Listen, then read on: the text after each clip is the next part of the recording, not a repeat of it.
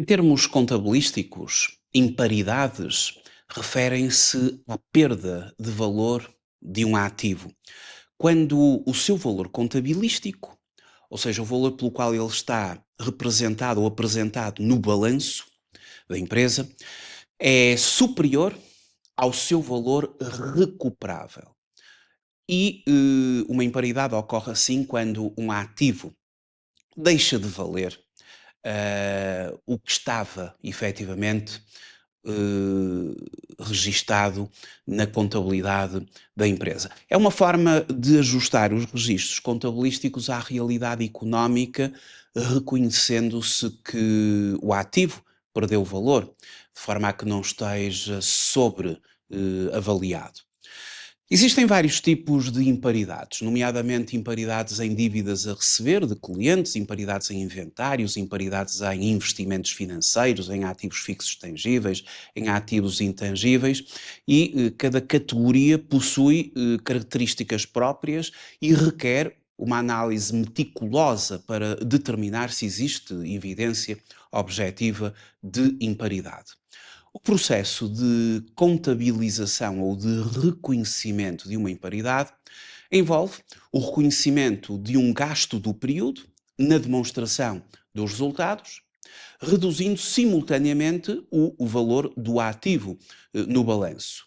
Por exemplo, para dívidas a receber de clientes, debitamos uma conta de gastos do período, que no caso seria a conta 6511, de acordo com o código de contas do SNC, 6511, perdas por imparidade em dívidas a receber, clientes, e credita-se a correspondente conta do ativo, mas credita-se por redução desse ativo e, concretamente, a conta 219, perdas por imparidade acumuladas. Para tratarmos esta matéria, explorarmos a vertente contabilística e fiscal desta matéria, temos o nosso manual da formação, o regime contabilístico e fiscal das imparidades de ativos, onde, através do índice, terá acesso ao desenvolvimento de várias temáticas correspondentes a esta matéria. Quanto às categorias de ativos sujeitas a imparidades, temos desde ativos fixos tangíveis, ativos intangíveis, investimentos financeiros, inventários, contas a receber. E a verdade é que, se fizermos uma análise do código de contas, nos mais diversos ativos vamos encontrar uma conta ou uma subconta para um registro de uma imparidade acumulada. Por exemplo, em 21 clientes, temos a conta 21.9, perdas por imparidade acumuladas, que vai ser uma conta que será creditada por contrapartida da conta da classe 6, 65, gastos do período, e a subconta adequada. Nos fornecedores, e porque fornecedores também podem ter uma vertente de ativo, nomeadamente adiantamentos a fornecedores, temos também uma 229, perdas por imparidade acumuladas. Ah, mas evidente em mercadorias, 329, perdas por imparidade acumuladas, em matérias-primas, perdas por imparidade acumuladas na 339, e assim, em várias contas de ativos, vamos tendo sempre uma subconta para registar a possibilidade de uma imparidade. Por exemplo, nos investimentos financeiros, temos uma 41.9, perdas por imparidades acumuladas; nas propriedades de investimento, uma 42.9, perdas por imparidade acumuladas; nos ativos fixos tangíveis e intangíveis, há ali sempre uma subconta para perdas por imparidade acumuladas. Estas contas, como são representativas de ativo, elas creditam-se para refletir a diminuição que a imparidade provoca nesse ativo, debitando-se, por contrapartida, uma 65, perdas por imparidade, onde vamos encontrar aqui todas as diversas tipologias de imparidades que podemos ter que reconhecer, desde dívidas a receber de clientes, de outros devedores, inventários, investimentos financeiros, propriedades de investimento, ativos fixos tangíveis e intangíveis, investimentos em curso, ativos não correntes detidos para venda. Temos aqui concentradas as várias tipologias de imparidades no próprio Código de Contas. Ora, o reconhecimento de uma perda por imparidade, portanto, se estivermos a contabilizar uma perda por imparidade em clientes, já tínhamos visto, debitamos a conta 6511, perdas por imparidade em dívidas a receber clientes, e creditamos a conta 219, perdas por imparidade acumuladas de clientes. Antecipando este lançamento, existe a passagem do saldo de clientes conta corrente para clientes de cobranças duvidosas, nomeadamente debitando uma conta 217, clientes de cobranças duvidosas, e creditando a conta 211 de clientes conta corrente. E depois faz-se-á o lançamento da perda por imparidade. Para inventários, debita-se a conta 65.2, perdas por imparidade em inventários, e credita-se a 329, perdas por imparidade acumuladas em inventários. E assim, para as várias tipologias de ativos, existirá uma conta de gastos do período que vai impactar a demonstração dos resultados e uma subconta do próprio ativo em questão, que vai diminuir o seu valor. E, portanto, no manual vai encontrar as várias contas a utilizar para cada tipologia de ativos. É importante dizer que a conta de imparidades acumuladas é uma conta redutora do ativo, ou seja, apresenta-se no balanço a subtrair ao valor bruto do ativo. Isto significa que, ao nível das demonstrações financeiras, quando se contabiliza uma perda por imparidade, o impacto ele é o seguinte. Uma perda por imparidade começa, portanto, por ser registado como um gasto do período. Sendo um gasto do período, vai diminuir o resultado contabilístico da empresa. Portanto, aqui na demonstração dos resultados, no modelo que é apresentado na IES, na Informação Empresarial Simplificada, as imparidades que são reconhecidas nas microentidades, que é este M aqui, de microentidade, são concentradas na linha 9, no campo A00009. Para microentidades, temos aqui a concentração das várias tipologias de imparidades. Se for uma pequena, média ou grande, ou uma entidade sujeita ao regime geral do SNC, ou uma entidade que obedece a normas internacionais de contabilidade, aqui já temos maior detalhe, porque, por exemplo, imparidades em inventários corresponde aqui a esta linha 10, se aplica às entidades N, que são aquelas que obedecem às normas internacionais, às entidades S, regime geral do Sistema de Normalização Contabilística, que obedece às 28 normas, e entidades P, que são as pequenas entidades que obedecem à norma contabilística e de lado financeiro para pequenas entidades. Portanto, há aqui um campo específico na demonstração dos resultados tipo IES para este tipo de imparidades. Se for dívidas a receber, nomeadamente de clientes, utiliza-se aqui a linha 11, o campo A00011, e esta linha é precisamente também para entidades que obedecem às normas internacionais, para o regime geral do SNC e para pequenas entidades.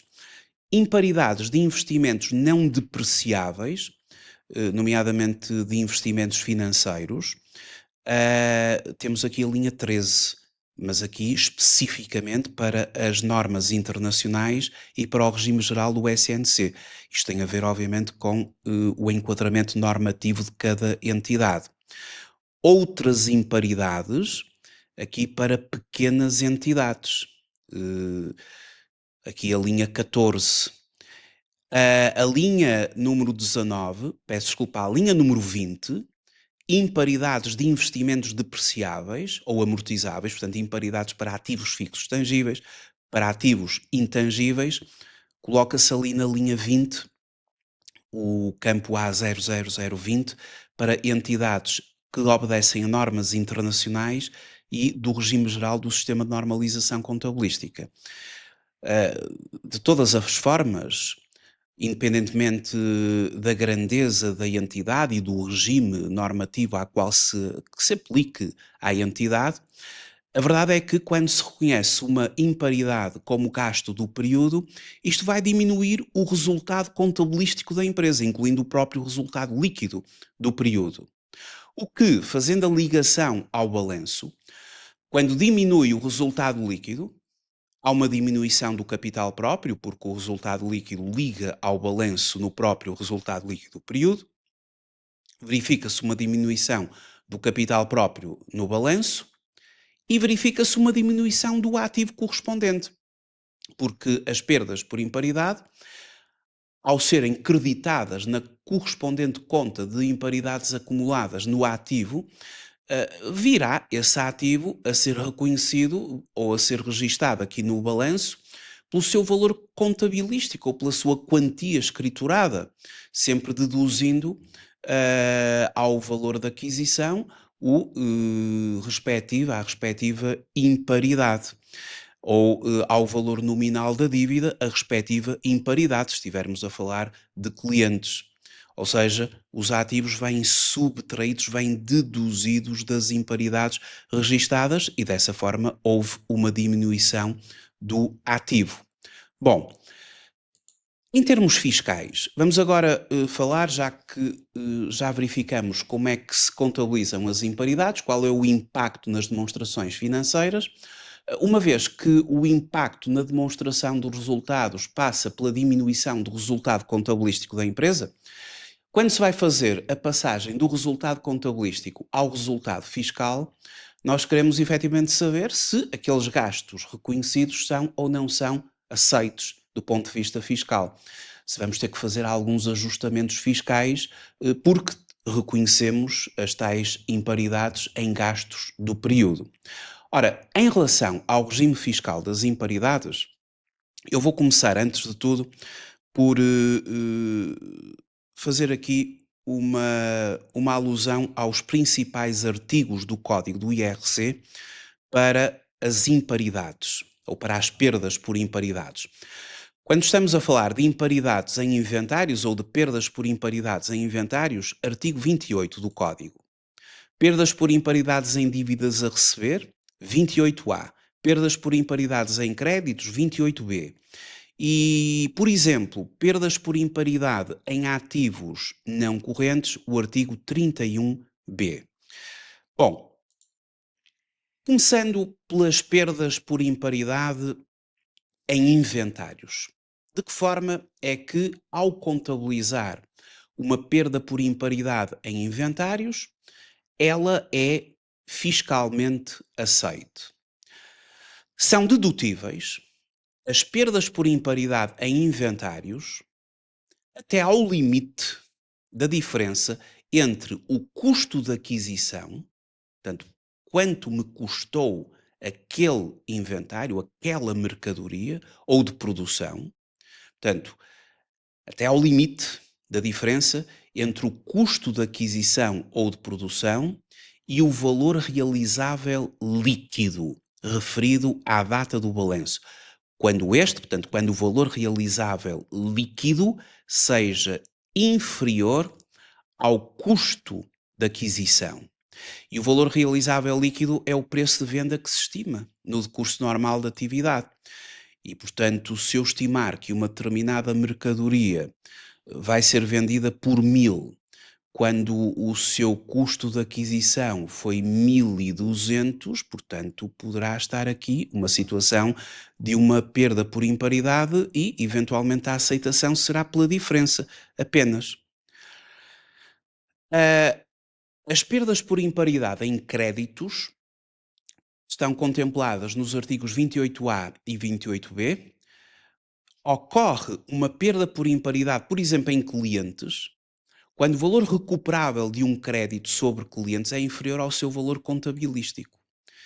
Por outras palavras, quando existe evidência objetiva de que a empresa não irá receber a totalidade ou parte do montante em dívida. E quais são os requisitos para a qualificação como crédito de cobrança duvidosa?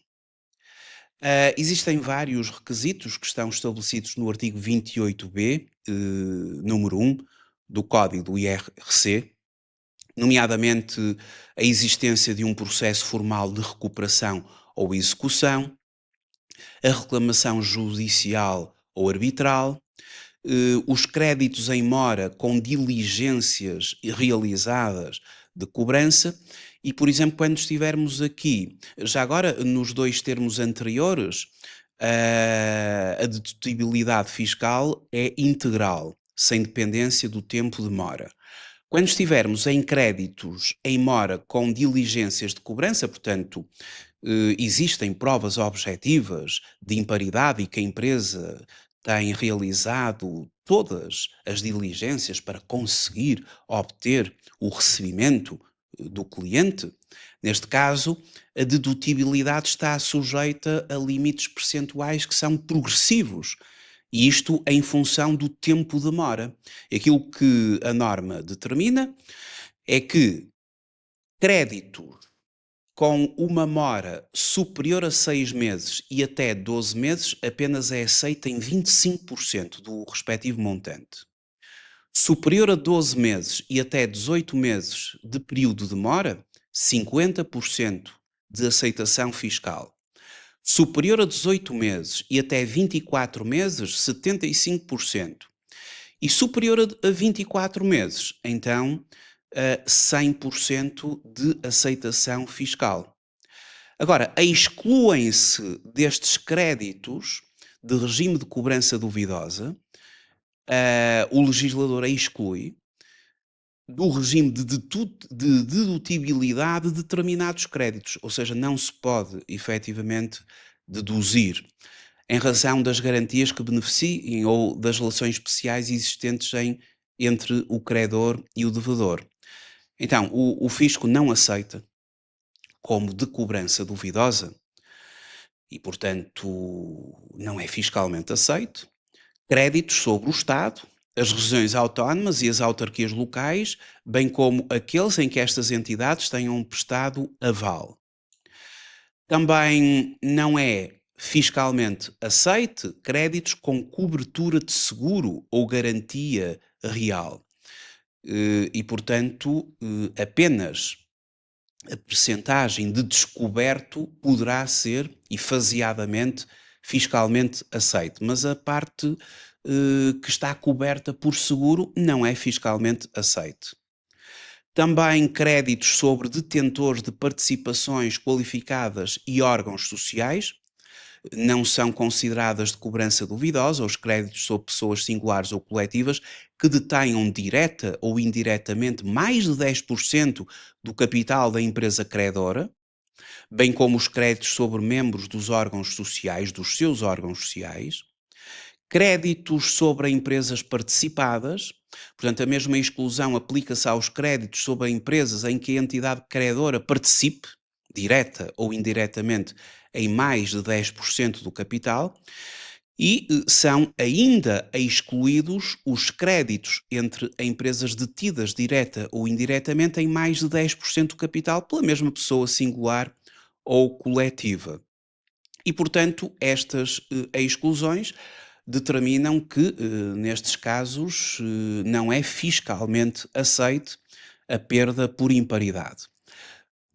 No nosso manual, na página número 13, vamos encontrar um quadro, resumo, onde temos aqui uma síntese do regime fiscal das perdas por imparidade em créditos de cobrança duvidosa, para que assim, num único quadro, possa ter uma consulta direta da dedutibilidade ou não dedutibilidade dos vários créditos em função de um conjunto de características que eu acabei agora de enunciar, mas está aqui tudo concentrado em resumo neste quadro. Depois temos também as chamadas perdas por imparidade em ativos não correntes, nomeadamente quando se registra uma perda por imparidade num ativo fixo tangível, num ativo intangível, e aqui é o artigo 31B do Código do IRC que estabelece como condição geral que são aceitos como gastos fiscais as perdas por imparidade provenientes de causas anormais comprovadas, designadamente desastres, fenómenos naturais, inovações técnicas excepcionalmente rápidas, alterações significativas com efeito adverso no contexto legal. Ah, no manual vai encontrar os procedimentos obrigatórios para o reconhecimento das perdas por imparidade nestas tipologias de ativos. Já vamos ver alguns exemplos. Ah, em termos de modelo 22, quando é registada uma perda por imparidade e na passagem do resultado contabilístico ao resultado fiscal se detecta que a mesma não é fiscalmente aceite no seu todo ou até em parte, ou excede um limite, os campos da declaração modelo 22 para corrigir, para acrescer, para expurgar do resultado contabilístico o seu efeito, são o campo 718, destinado às perdas por imparidade em inventários para além dos limites legais e em créditos não fiscalmente dedutíveis ou além dos limites legais, e o campo 719, para perdas por imparidade de ativos não correntes, na base do artigo 31B. Depois, quando por alguma razão temos de reconhecer uma reversão de uma perda por imparidade anterior, a correção subsequente virá a ser a deduzir e aí utilizar-se-á as perdas por imparidade tributadas em períodos de tributação anteriores e que foram acrescidas no campo 781 para corrigir o impacto de período anterior. Bom, vamos ver agora alguns exemplos de reconhecimento de perdas por imparidade. Vamos começar, em primeiro lugar, no manual tem na página número 18 a síntese final entre os diversos tipos de imparidades, também a norma contabilística de relato financeiro nacional e internacional que regula cada tipologia de imparidade, em que circunstâncias se faz o reconhecimento e a própria mensuração, atribuição de valor à imparidade, o lançamento contabilístico correspondente e o artigo do Código do IRC que faz o seu enquadramento fiscal para as dívidas a receber de clientes, para os inventários, para os ativos fixos tangíveis e para os ativos intangíveis. Portanto, neste quadro temos um resumo do fundamental das diversas tipologias de perdas por imparidade. Em relação ao dossiê fiscal, o mapa modelo 30 é um mapa que tem que ser guardado no dossiê fiscal de uma empresa em relação a perdas por imparidade em créditos e em inventários. Então vejamos o seguinte exemplo. Da contabilidade da empresa ABC Limitada foram extraídas informações referentes ao ano findo, a 31 de dezembro. Essas informações incluem perdas por imparidade em créditos considerados de cobrança duvidosa. Os créditos em mora são detalhados da seguinte forma. O cliente Beta Limitada apresenta uma mora de 7 meses, com valor nominal de dívida de 3.000 euros, enquanto o cliente Alfa SA, que está em processo de insolvência e de recuperação de empresas, tem uma mora de 12 meses, com valor nominal da dívida de 5.000 euros. As perdas por imparidade foram reconhecidas na contabilidade pela primeira vez em 31 de dezembro do ano N e abrangem a totalidade dos valores em dívida. Essas perdas foram calculadas com base na probabilidade de recuperação dos créditos e têm implicações fiscais que serão consideradas no cálculo do lucro tributável. Portanto, a empresa considerou o reconhecimento da perda por imparidade pelo montante global da dívida. Outra informação relevante diz respeito aos ajustamentos em inventários. Foi constituído um ajustamento no valor de 2.200 euros. Não houve ajustamentos transitados do período anterior. Os inventários apresentam os seguintes valores.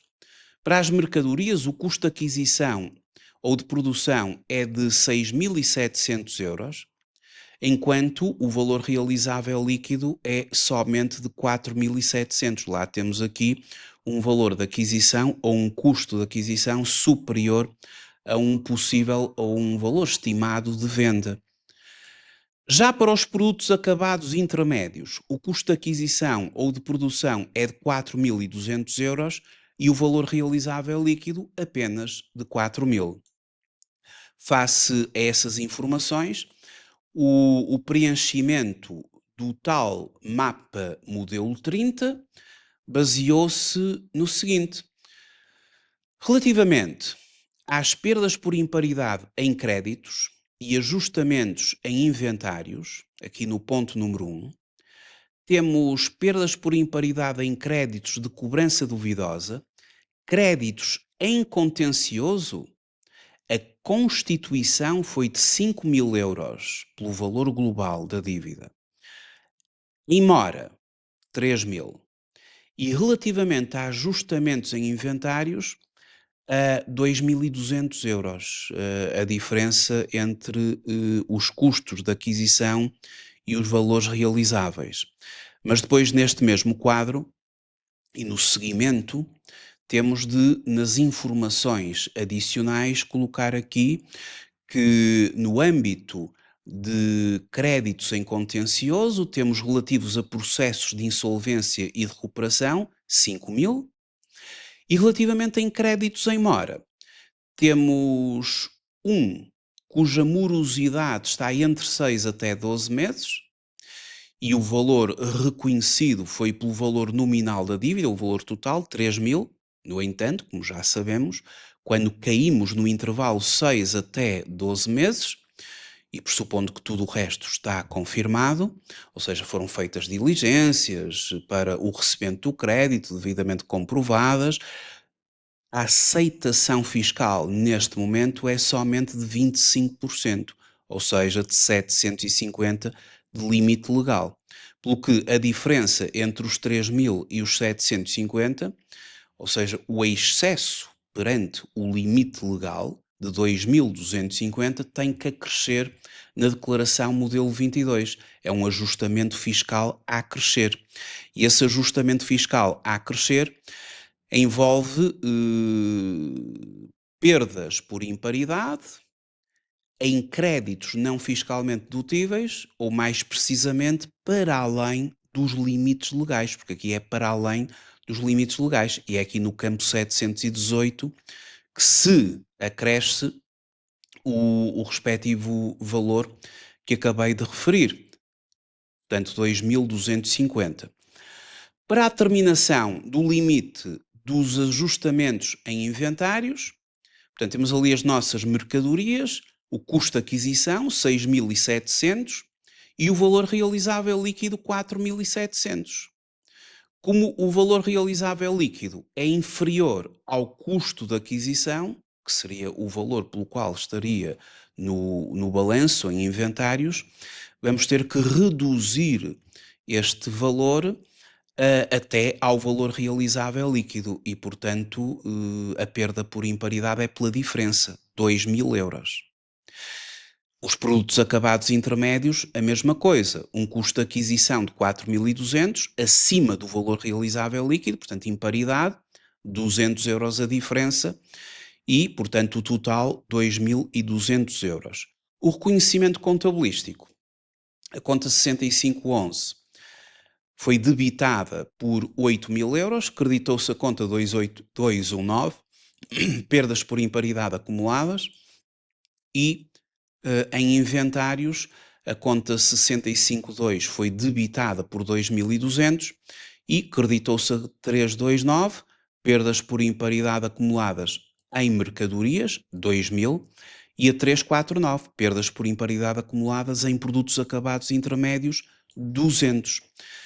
Em dívidas a receber, tivemos a necessidade de fazer o tal ajustamento fiscal de 2.250.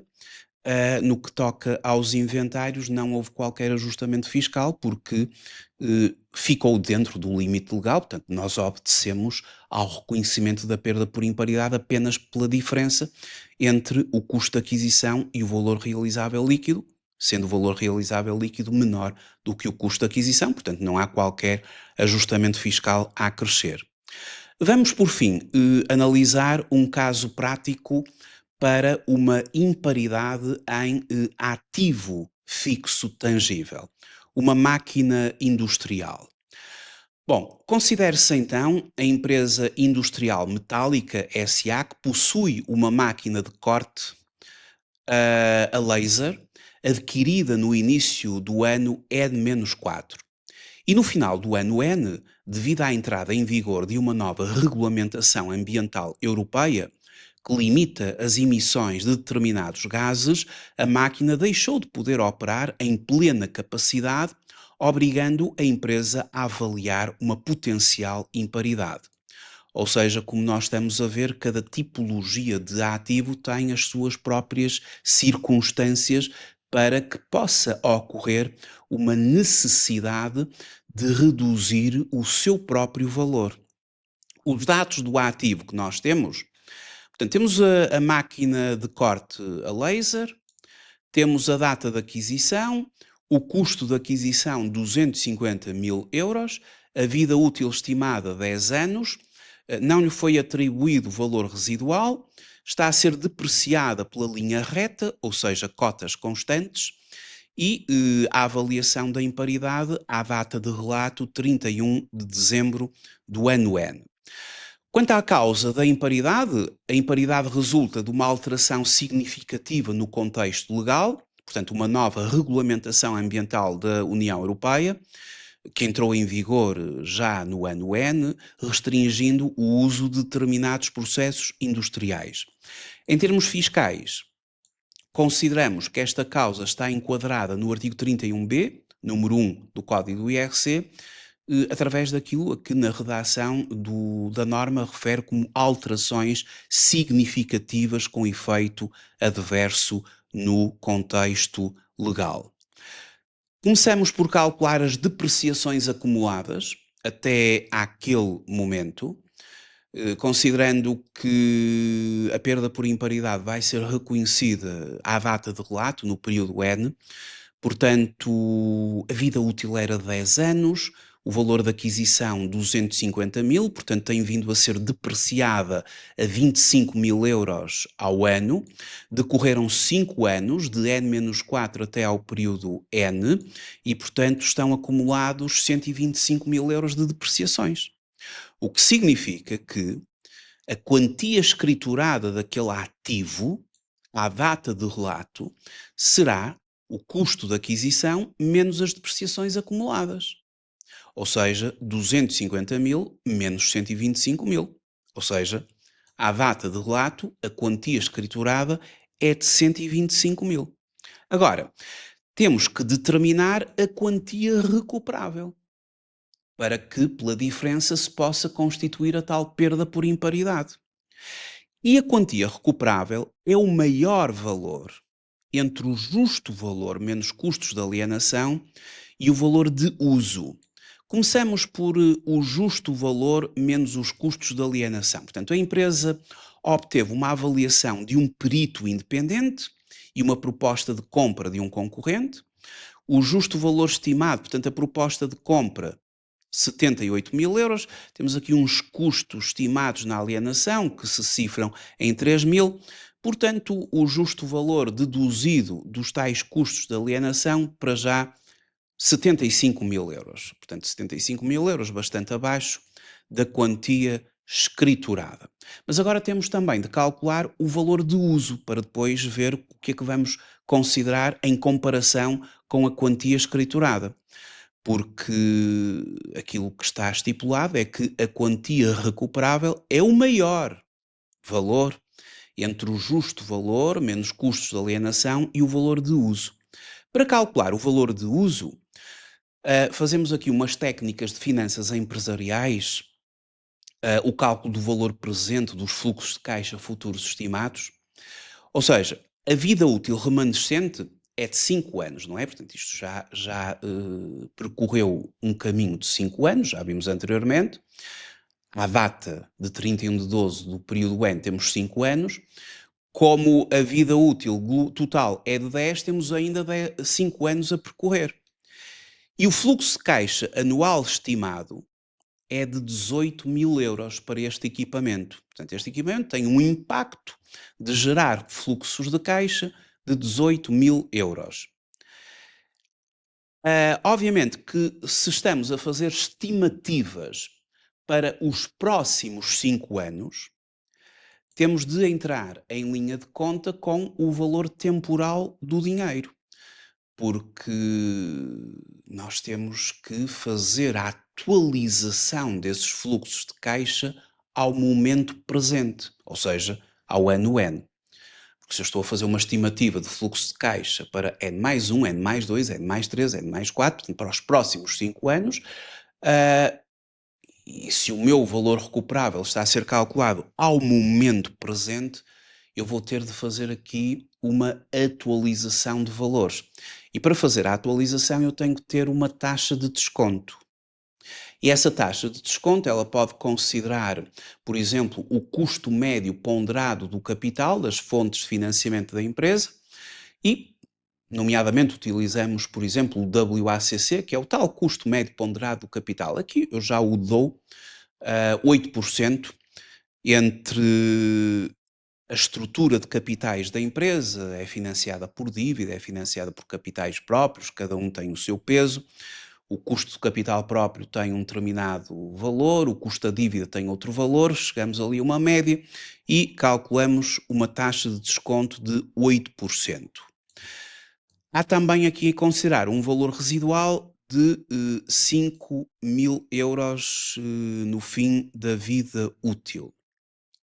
Bom, então os fluxos de caixa, 18.000 vezes o fator de atualização. O fator de atualização é sempre 1 mais 8% elevado a menos 1 em n mais 1, elevado a menos 2 em n mais 2, elevado a menos 2 ou a dividir por 1 ponto elevado a menos 2 ou a dividir por 1.08 elevado a 2, é a mesma coisa.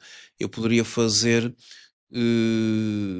vezes 1.08 elevado a menos 1, vezes 1.08 elevado a menos 2, no terceiro ano 1.08 elevado a menos 3, 1.08 elevado a menos 4 ou elevado a menos 5, ou então dividir 1 a dividir por 1.08 elevado a 1 e assim sucessivamente.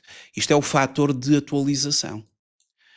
E é este o valor que me vai permitir atualizar os 5 fluxos de caixa estimados no último ano, mais o valor residual, que será um potencial valor de venda, que foi aqui considerado, de 5.000, atualizado ao presente momento.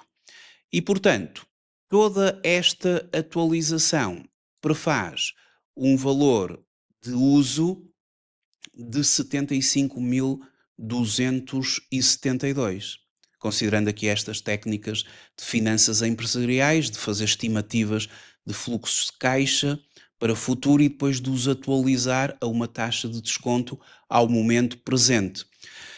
A verdade é que entre o justo valor menos os custos de alienação e o valor de uso, o maior entre os dois é o valor de uso. E, portanto, vai ser este a considerar como quantia recuperável. Portanto, a perda por imparidade é a quantia escriturada menos a quantia recuperável. Ou seja, 125.000 menos 75.272 ou seja, a perda por imparidade 49.728. Quanto à contabilização da perda por imparidade, debita-se a conta 655, perdas por imparidade em ativos fixos tangíveis. Portanto, só para confirmar, código de contas 655, perdas por imparidade em ativos fixos tangíveis. Debitar esta conta e creditar a conta de ativo, reduzindo 43.9, perdas por imparidade acumuladas. Portanto, é assim que se faz o reconhecimento contabilístico por 49.728. Que impacto é que isto tem nas demonstrações financeiras? Portanto, quando se faz este lançamento contabilístico, ao registar na conta 655 perdas por imparidade em ativos fixos tangíveis 49.728, ao nível da demonstração dos resultados, o impacto vai ser que, aqui na linha 20, imparidade de investimentos depreciáveis, virá ali o gasto do período, que vai diminuir os resultados contabilísticos até ao próprio resultado líquido do período. Portanto, impacto, gasto, gasto do período, naquele período, na demonstração dos resultados, diminuição de resultados contabilísticos, incluindo o próprio resultado líquido.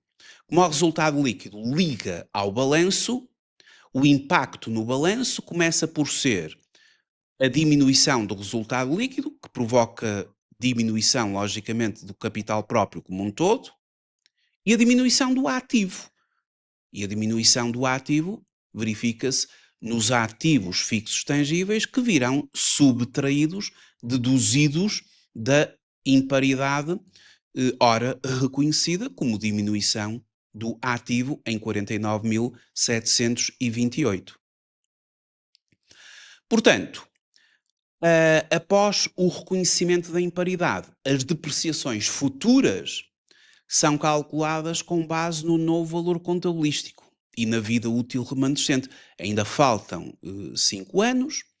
O novo valor contabilístico é de 75.272, portanto, que é, no fundo, o valor que agora, através do ajustamento que foi feito pela imparidade, vai aparecer no balanço, dividindo por 5 anos, vamos ter 15.054 euros de depreciações anuais.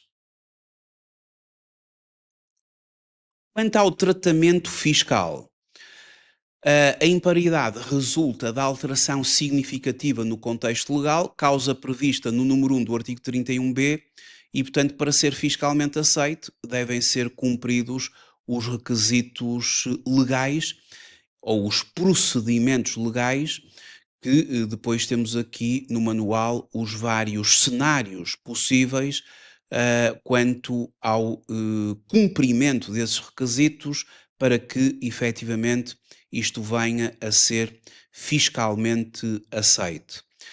Se a imparidade não for fiscalmente aceite, ela tem de ser inscrita no campo 719 da Declaração Modelo 22 e depois nos próximos, portanto, no período de relato, no ano N, e depois nos anos seguintes, de N+1, N+5, a imparidade vai sendo deduzida em partes iguais. E aqui far-se-á através do campo 781. Imparidade tributada em período anterior vai-se deduzindo em 9.945,65 ao longo dos 5 anos. Depois no manual, para finalizar, tem um resumo final dos lançamentos contabilísticos e do impacto que esta matéria trouxe para a entidade. Muito obrigado por ter visualizado esta videoaula e até à próxima.